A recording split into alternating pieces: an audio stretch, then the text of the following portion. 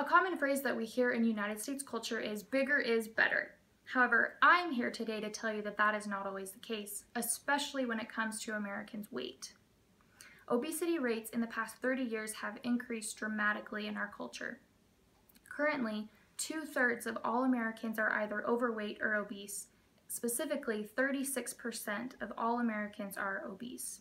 So why are these rates increasing, and what can we do to stop them? The first contributor to these increased rates of overweight and obesity is poor nutrition in our culture. America has set dietary guidelines to help us know what we should and should not eat. The first of these guidelines is eating lots of fruits and vegetables, another is eating whole grains, and another is eating a diet that's very low in fat.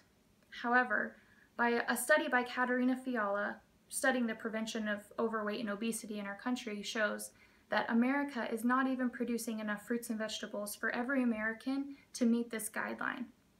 That makes it very difficult in our culture to follow these dietary guidelines. Another reason for increased rates of poor nutrition in our country is fast food restaurants. Now, McDonald's is a restaurant that's very popular and it's classic to our culture.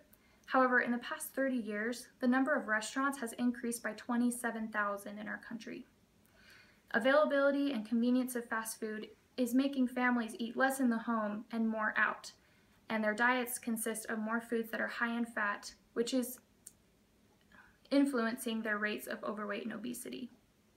Another reason for these increased rates is sedentary lifestyle. Physical activity is what we do to burn calories. If we don't burn those calories that we're eating, they're going to continue to build up and we're going to start gaining weight. There's a way to measure the physical activity level of each individual, and the average physical activity level in America is 1.55. Now, studies have shown that physical activity level of 1.8 increases rates of obesity 7-fold. Therefore, America is not doing enough to get out there, be physically active, and burn those calories. There's also been an increase of technology in our environment. More kids are staying indoors, on their computers, on their phones, and they're not getting out and burning those calories, and that's creating habits in our society.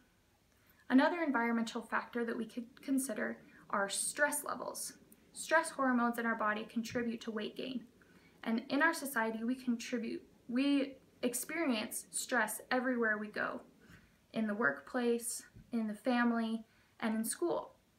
Every individual has some level of stress, and these levels are influencing our rates of overweight and obesity. Another environmental factor is inadequate sleep. In some individuals, if they don't get enough sleep, they tend to gain weight. All these factors that I have talked about today have influenced the rates of overweight and obesity in our society. Now, luckily for us, these are all behaviors. We can change our behaviors.